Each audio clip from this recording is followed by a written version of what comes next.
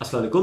Pakistan ends solar net metering. Pakistan के अंदर solar की जो नेट मीटरिंग है अब वो खत्म हो रही है, ठीक है। उसकी जगह आ रही है नेट बिलिंग। आज से एक महीना पीछे तक ये होता था कि जो लोग एक्स्ट्रा यानी सोलर सिस्टम जिन लोगों ने लगाया होता था 10 किलोवाट का 20 किलोवाट का, वो करते ये थे कि सुबह के टाइम अगर उन्होंने 1000 यूनिट एक्स्ट्रा पैदा किया है तो रात के टाइम वो एक्स्ट्रा यूनिट वापडा से ले लेते थे और उनको बिल जीरो आता था। लेकिन इस वीडियो के एंड पे मैं आपको एक तरीका बताऊंगा कि आज के दिन भी अगर आप जीरो बिलिंग करना चाहते हैं तो किस तरीके से कर सकते हैं। तो सारा कुछ इस वीडियो के अंदर बताया जाएगा। इस वीडियो में यह भी बताया जाएगा कि अगर आपके पास 10 किलोवाट का सिस्टम लगा हुआ है तो आज अगर आप पुराने कस्टमर हैं तो आपको कितना बिल आएगा, और अगर आप नए कस्टमर हैं फिर कितना बिल आएगा। तो ये सारा कुछ इस वीडियो के अंदर बताया जाएगा। जो लोग चैनल के ऊपर नए हैं चैनल को सब्सक्राइब कर लें और बेल आइकन को क्लिक कर लें ताकि आपको इन्वेस्टमेंट के हवाले से, बिजनेस के हवाले से और सोलर के हवाले से, हत्ता के एआई के हवाले से वीडियोस मिले, उन्हें आप देखें, आपको काफ़ी ज़्यादा इन्फॉर्मेशन मिलेगी। इस वीडियो के अंदर बताया जाएगा कि जो पुराने मतलब सोलर के क्लाइंट से उनको किस रेट के ऊपर बिजली मिल रही है।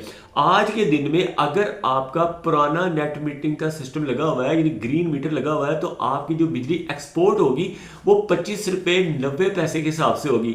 25.9 इसके हिसाब से आपकी बिजली एक्सपोर्ट होगी, और जब आप वापस लेंगे तो आपको 55 रुपये से लेके 60 रुपये का एक यूनिट पड़ेगा।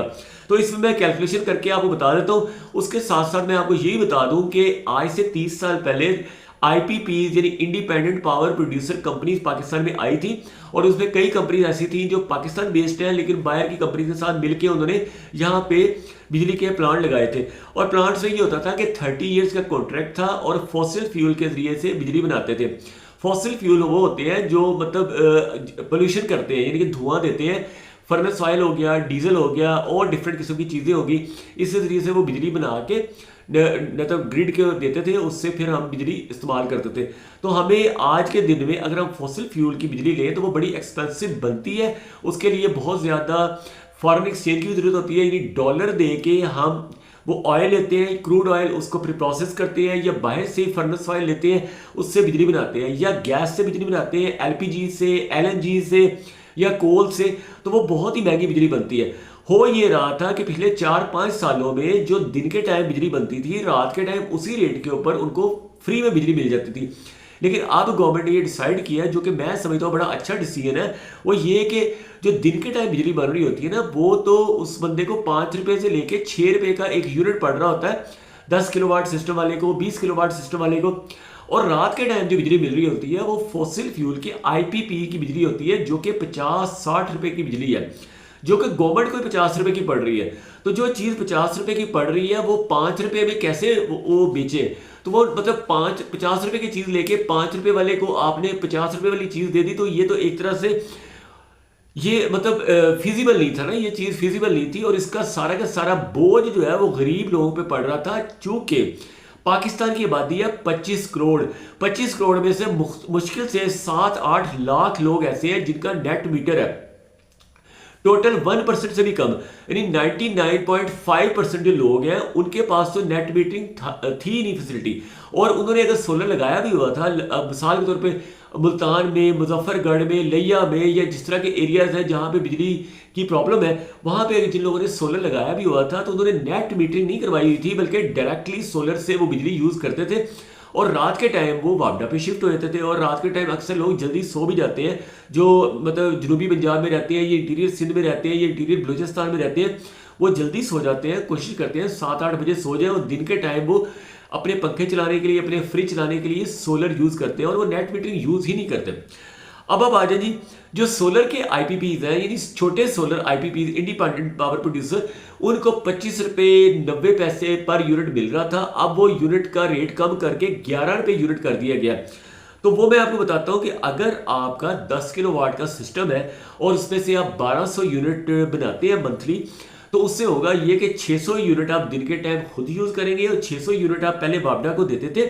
और होता ये था कि 600 यूनिट आपका 25 रुपये 90 पैसे के हिसाब से जाता था, और 15,500 रुपये के आप देते थे और 15,500 की आप वापस लेते थे। अब ये होगा आप देंगे 15,500 का और वापस लेंगे आप 36,000 रुपये का, यानी आपको नेट जो बिल आएगा वो आएगा 20,500।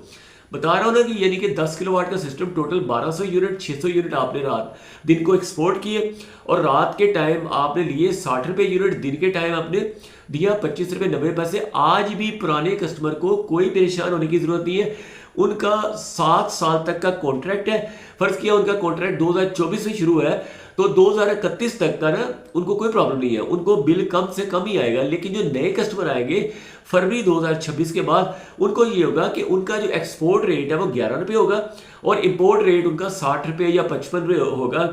अगर 60 रुपये भी हो तो उनको जो रात को बिजली मिलेगी वो 36,000 की मिलेगी 600 यूनिट, और दिन के टाइम जो बिजली देंगे ना वो होगा जी 600 यूनिटों को ज़रब देंगे 11 के साथ तो वो बनेगा 6600। तो 36,000 माइनस 6600 जो है ना 29,600 रुपये का उनको नेट बिल आएगा। आपको ये बता दूं कि ये जो नेट मीटरिंग वाले कस्टमर हैं इनकी वजह से बाज़ का ये होता था कि ट्रांसफार्मर जो है ना वो जल रहे थे पिछले साल और उससे पिछले साल 2024 में और 2025 में। हम जहाँ पे रहते हैं हर 2 महीने बाद ट्रांसफार्मर जो है ना बिजली का वो जल जाता है, और जलने के बाद क्या होता है कि वापडा को जब आप कहते हैं तो वो भी आजकल कंप्लेन सुन रहे हैं। और ख़ास तौर पे जो प्राइवेट सोसाइटीज़ हैं वहाँ पे तो बहुत ही ज़्यादा प्रॉब्लम होता था कि ट्रांसफार्मर के लिए 6-6 महीने या तो वेट करें, या फिर दूसरा होता है कि आप खुद कंट्रीब्यूट करके तो आप ट्रांसफार्मर लगवाएं। तो उसमें होता ये है कि जिन लोगों ने सोलर का सिस्टम लगाया हुआ है ना उनकी वजह से हैवी लोड आता है, और जो यूनिट 220 वोल्ट होना चाहिए ना ट्रांसफार्मर के ऊपर वो 220 की बजाय 320 वोल्ट होता है, या बाज़ का 520 वोल्ट पे चली जाती है बिजली।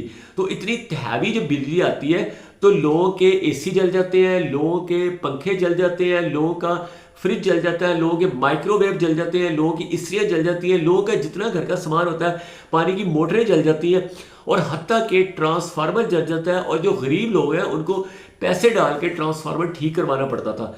तो और दूसरे नंबर पे ये है कि गरीब लोग जिन्होंने सोलर लगाया ही नहीं हुआ बेचारों ने, उनको महंगी बिजली मिल रही थी। तो ये गवर्नमेंट की बहुत अच्छी पॉलिसी है और मैं समझता हूँ कि इससे बड़ा फ़ायदा होगा आवाम को। और दूसरी चीज़ ये है कि अगर आप आज भी नेट बिलिंग के होते हुए भी ज़ीरो बिल लाना चाहते हैं तो आपको हाइब्रिड सिस्टम पे शिफ्ट होना चाहिए। हाइब्रिड सिस्टम का मतलब है कि पहले अगर आपने ऑन ग्रिड इन्वर्टर लगाया हुआ था उसको रिप्लेस करके आप हाइब्रिड इन्वर्टर लगवा लें, साथ ही आप एक लिथियम बैटरी लगवा लें। लिथियम बैटरी 100 AH की आज से साल पहले अगर 3 लाख की थी, अब वो 1.5 लाख से लेके 2.25 लाख की होगी। उसकी रीज़न क्या हुई है कि पूरी दुनिया में जहाँ जहाँ से लिथियम निकल रहा था, जैसे चिली से निकल रहा था और पीरू से निकल रहा था, वेनेजुएला से निकल रहा था, अफगानिस्तान, डिफरेंट कंट्रीज से और इवन चाइना के अंदर से लिथियम निकल रहा था। जहाँ जहाँ से लिथियम निकल रहा था पिछले 3 सालों में लिथियम की जो स्पॉट प्राइस है अमेरिका के अंदर कॉमेक्स के अंदर जब स्पॉट प्राइस ट्रेडिंग होती है न्यूयॉर्क के अंदर, वहाँ पे 5 गुना लिथियम की प्राइसेस में कमी आ गई है और बैटरी की प्राइसेस में भी तकरीबन 3 गुना कमी आ गई है। तो लिथियम की बैटरीज सस्ती हो रही है। इन्वर्टर जो है उसकी कीमत हो सकता है पाकिस्तान में महंगी हो जाए, क्योंकि पाकिस्तान में हर वो चीज़ जिसकी लोगों को ज़रूरत होती है वो ज़ख़ीरा अंदोज़ जो लोग होते हैं ना महंगा कर देते हैं। जैसे अब देख लें रमज़ान शरीफ आने वाला है, खजूरें महंगी हो गई हैं, सेब महंगे हो गए हैं। अभी रमज़ान को हफ्ता रहता है, हफ्ता पहले ही लोगों ने खजूरें डबल कीमत में कर दी हैं। और जितनी चीज़ें भी रमज़ान शरीफ में लोग यूज़ करते हैं इन लोगों ने उन चीज़ों को डबल से 4 गुना महंगा कर दिया है। अब एक और पाकिस्तान में प्रॉब्लम है कि इंटरेस्ट रेट का, पाकिस्तान में बहुत ज़्यादा सूद का रेट है, इंटरेस्ट रेट है। वैसे तो इस्लामी कंट्री है लेकिन सूदी जो सिस्टम है ना उसकी वजह से हमारा सारा का सारा बजट जो है ना वो बैंकों के सूद अदा करने में और लोगों का जो बजट है वो भी सूद अदा करने, क्योंकि बिजली जब आप लेते हैं वो भी महंगी बिजली इसलिए मिलती है कि उसके ऊपर फाइनेंशियल कॉस्ट देनी पड़ती है उन IPPs को, बिजली बनाने वाली कंपनीज को। पेट्रोल महंगा मिलता है क्योंकि उसके ऊपर भी जो उन्होंने कर्जा लिया होता है बैंकों से। ये बाहर के बैंकों की बात नहीं कर रहा, लोकल बैंकों की बात कर रहा हूँ जो हैवी रेट सूद के ऊपर हर कंपनी को भी वो सूद पे देते हैं। इवन गवर्नमेंट का कोई पुल बनना हो, कोई सड़क बननी हो, उस पर भी हैवी सूद पे देते हैं। हम बैंकों में पैसे रखते हैं करंट अकाउंट में, हम बैंकों से कोई सूद नहीं लेते, लेकिन बैंक हमसे सूद ले रहते हैं। हर चीज़ पे, गाड़ी ले उस पर भी सूद लेते हैं, उसको वो किराया कह देते हैं। और जो पुल बनते हैं उसके ऊपर सूद लेते हैं, उसको वो कहते हैं स्कूक बॉन्ड ले लिए, समथिंग लाइक दैट। तो मतलब ये है कि सूद की वजह से ही ये सारा प्रॉब्लम है। अगर सूद का रेट यूरोप की तरह 0% कर दिया जाए या 2% 3% कर दिया जाए, सूद का रेट कम कर दिया जाए तो महंगाई में भी कमी आ सकती है। ठीक है, thank you watching this video. अल्लाह हाफिज़।